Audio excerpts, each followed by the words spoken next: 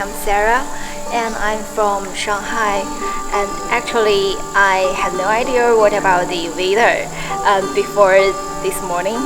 And while I'm come here is I felt a lot of pressure in our city life in the work. Yeah, so I would like to get rid of the bad one from our mind and our heart.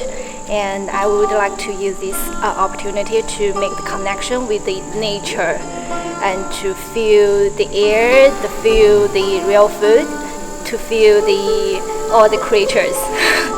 Yeah, so I would like to find out the better one from myself. Yeah.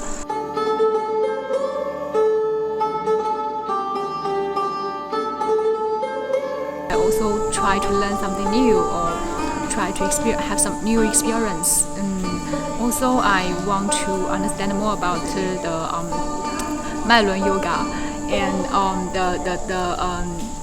to try to experience the health dieting, a balanced lifestyle during the holiday.